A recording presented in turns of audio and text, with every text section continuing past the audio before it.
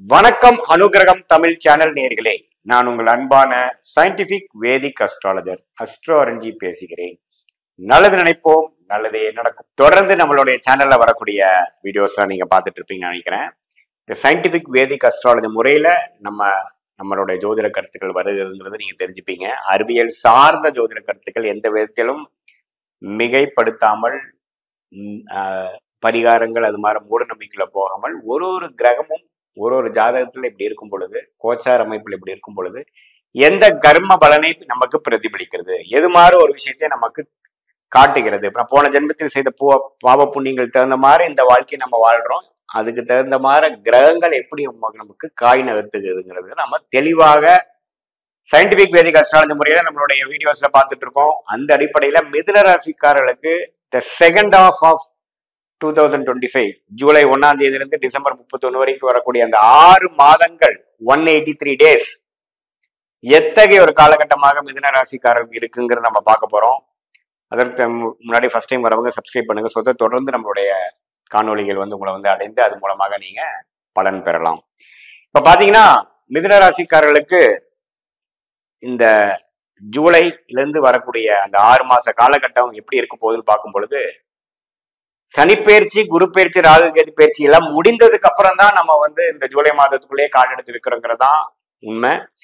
March மாச இறுதியிலேயே சனிப்பெயர்ச்சி முடிந்து 10ஆம் இடத்துக்கு சனி போய்விட்டார். அதாவது தொழில் ஸ்தானம் என்று சொல்லப்படுகிற உங்களுடைய கர்மஸ்தானத்துக்கு சனி போய் பல விஷயங்களை செய்ய வைக்கிறார். வயசு வித்தியாசம் இல்லாமல் செய்ய வைக்கிறார். இளைய வயதினருக்கு படிப்பு விஷயத்துல அதிகமான ஆர்வமும் உத்வேகமும் உழைப்பும் கொடுக்கிறார். இதே கொஞ்சம் நடுத்தர வயதினர், ஒரு இளம் வயதினர் 25-30 வயசு இருக்கிறவங்களுக்கு வேலை விஷயத்துல அதிகமான உழைப்பு, வருமானத்துக்காக அதிகமா உழைப்பு, வேலை நம்மளோட கரியரை எப்படி செதுக்கலாங்கிறதுக்காக ஒரு உழைப்பு, அதெல்லாம் பண்ண வைக்கிறார். அதே சமயத்துல ஒரு மிடில் ஏஜ் 35-40 இருக்கிறவங்க ஒரு விஷயத்துல இருந்து இன்னொரு விஷயம் எப்படி மாறுறது, எப்படி ப்ரொமோட் ஆகுறது, அடுத்த லெவலுக்கு எப்படி போறது, தொழில் அடுத்த லெவலுக்கு எப்படி போறது, கடன்ல இருந்து எப்படி மீள்றது அப்படிங்கிற கர்ம பலனை அப்படியே டெய்லி நாம ராத்திரி பகலாக சாட்டர்டே சண்டே எதையுமே பார்க்காம மைண்ட் ஃபுல்லா வேலை எப்படி ஜெயிக்கிறது, அலையிறது, பிசினஸ் எப்படி க்ரோ பண்றது, எப்படி வேலையில ஜெயிக்கிறது, நமக்கு கொடுத்த வேலையை எப்படி சிறப்பா செய்யறது, எப்படி இந்த வாழ்வாதாரத்தை பிரச்சனையிலிருந்து மீண்டு வர்றதுங்கிறதே அதிகமா கொடுக்கக்கூடிய ஒரு பாவம் பாத்தீங்கன்னா 10ஆம் பாவத்துல சனி வருவது. மிதுன ராசிக்காரங்க அதிகமா உழைக்க வேண்டிய ஒரு காலகட்டத்துக்குள்ள என்டர் ஆயிட்டீங்க. அது நீங்க இப்பவே ரியலைஸ் பண்ணுவீங்க. கடந்த 2023-24 ஏனோதானன்றதோட இந்த தர அதிகமா உழைக்க வேண்டியது இருக்கும். அதுதான் பிற்காலத்துல மிகப்பெரிய ஒரு குரோத்தாவும் மிகப்பெரிய ஒரு சாதனையாளராகவும் உங்களை வரக்கூடிய உங்களை உருவாக்கக்கூடிய ஒரு காலகட்டமாக அமைகிறதுங்க. அது நீங்க மறந்துடக்கூடாது. ராகு 9ஆம் இடத்திலும் கேது 3ஆம் இடத்திலும் குரு பார்வை பெறுகிறார். ராகு இது பாத்தீங்கன்னா உங்க அப்பா விஷயங்கள்ல சில பிரச்சனைகள் வந்தாலும் அது மூலமாக சில பிரச்சனைகள் சால்வ் ஆகும். இளைய சகோதரருக்கும் சில பிரச்சனைகள் சால்வ் ஆகும். இதெல்லாம் ஒரு பொது பலன் தான் ஒழிய உங்களுடைய மெயினான விஷயம் பாத்தீங்கன்னா நம்ம அதிலே சொன்ன மாதிரி வேலை அது மாதிரி விஷயங்கள். அப்புறம் லக்னத்திலேயே அதாவது ராசியிலேயே குரு வருவதனால இதுவரை விரயங்களும் ஏனோதானும் டிராவலிங் அலைச்சல்கள் தேவையற்ற சில விஷயங்கள் எல்லாம் செய்ததெல்லாம் கொஞ்சம் அடங்கி நீத்து போய் இப்ப பாத்தீங்கன்னா உங்களோட மைண்டுக்கு நீங்க என்ன செய்யணும், நீங்க என்ன பண்ணி நீங்க வாழ்க்கையில ஜெயிக்கணும், உங்களோட கிளாரிட்டி என்ன, நீங்க உங்களோட குறிக்கோள் என்ன, நம்ம இது வரைக்கும் என்னென்ன தவறுகள் செய்தோம் எல்லாமே பல் போட்டு எரிய வைக்கக்கூடிய ஒரு அமைப்பு தான் குரு ராசிக்குள்ள வருவது. சில பேர் குரு ராசிக்குள்ள வந்தா பிரச்சனை அது இதுன்னு சொல்லுவாங்க. அதெல்லாம் ஒண்ணும் இல்லை. நீங்க இப்ப தெளிவாயிட்டீங்க. குறிப்பா கடந்த ஒரு மாசம் மே மாதம் மிடில் இருந்து தெளிவு குடிக்குது. எதுல தப்பு பண்ணிட்டோம், எப்படி இம்ப்ரூவ் பண்ணலாம், எந்த விஷயத்துல நாம ஜெயிக்கலாம், எதை நம்ம தப்பா பார்க்காம விட்டுட்டோம். மாணவர்களுக்கும் பாத்தீங்கன்னா இன்னும் கொஞ்சம் நல்ல இம்ப்ரூவ்மெண்ட், மெமரி பவர், எது எப்படி போய் எப்படி ஜெயிக்கிறது, நம்ம இந்த விஷயத்தை அடையறதுக்கு நம்ம எப்படின்னா படிக்கணும், எங்க போய் படிக்கணும், காம்படிட்டிவ் எக்ஸாம்ஸ் கிளியர் பண்றவங்களுக்கு ஒரு கிளாரிட்டி, ஹையர் ஸ்டடிஸ் போறவங்களுக்கு ஒரு கிளாரிட்டி, விசாக்காக எதிர்பார்த்து வெளிநாடு போறவங்களுக்கு ஒரு அமைப்பு, அதில் எப்படி பிளான் பண்ணி எந்த யூனிவர்சிட்டி அப்ளை பண்ணணும், அதெல்லாம் ஒரு நல்ல அமைப்பு. அது எல்லாமே கொடுக்கக்கூடிய ஒரு அற்புதமான ஒரு செகண்ட் ஹாஃப் ஆஃப் 2025 நம்ம போயிட்டோம் அப்படிங்கிறது நீங்க மறந்துடக்கூடாது.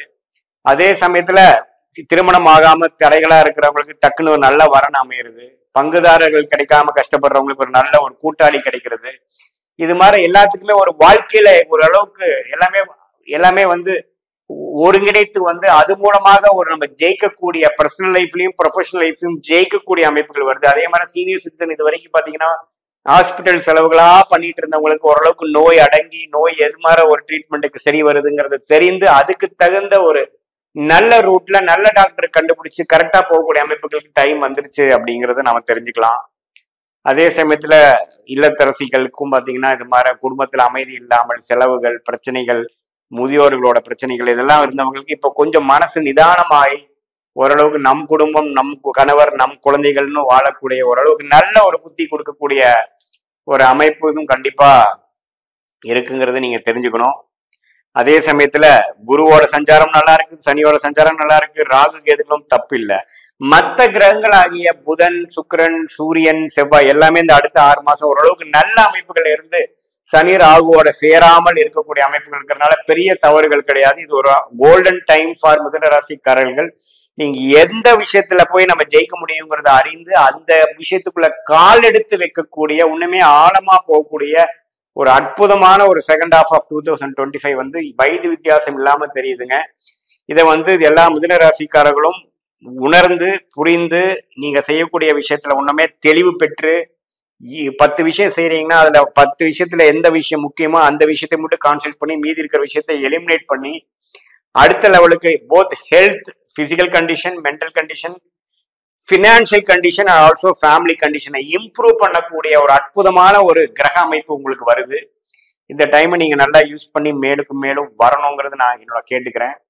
இது வந்து ஒரு பொதுவான பலனை தவிர உங்களுடைய ஜென்ம ஜாதகத்துல உங்களுக்கு என்ன லக்னத்துல நீங்க பிறந்தீங்க, என்னென்ன கிரகங்கள் எப்படி இருக்கு, ஸ்தான பலம் எப்படி இருக்கு, திக்பலம் எப்படி இருக்கு, என்ன தசா புக்திகள் போய் கொண்டிருக்குது, தசநாதனும் புக்திநாதனும் இப்ப நான் பேசின கோச்சாரத்துல எந்த மாதிரி அமைப்புல இருக்கிறாங்கிறதெல்லாம் கூட்டாக சேர்த்து பார்க்கும் பொழுது உங்களுடைய இந்த அடுத்த வரக்கூடிய ஷார்ட் டேர்ம் லாங் டேர்ம் எல்லாம் எப்படி இருக்க போகுது, எது மாதிரி திசையில உங்களுடைய வாழ்க்கையை வந்து நவர போகிறது, மாறக்கூடிய வேலை மாறக்கூடிய ஒரு டைமா அல்லது இன்னும் ஒரு வருஷம் ப்ரொலாங் பண்ண வேண்டியதா, வெளிநாடு போகக்கூடிய டைமா, தொழில் மாற்றக்கூடியதா, கல்யாண விஷயம் சில பிரச்சனைகள் இருந்தா எப்போ ஒரு முடிவு எடுக்கிறது, குழந்தைகள் பாவங்கள், படிப்பு, ஹையர் ஸ்டடீஸ், இது எல்லாமே உடல் நலம் எல்லாமே வந்து எப்பப்ப எது மாதிரி நடக்குதுங்கிறத எல்லாமே நம்ம டீட்டெயில்டா நம்ம தசாபுக்திகளும் கோச்சாரம் மிக்ஸ் பண்ணி எந்த ஒரு மூட நம்பிக்கைகளையும் போகாமல் பரிகாரங்கள் அது மாதிரி விஷயத்துக்கு போகாமல் உள்ளது உள்ளவாறு சயின்டிபிக் விதத்துல நம்ம பார்க்க முடியுங்கிறது நான் கேட்டுக்கிறேன்.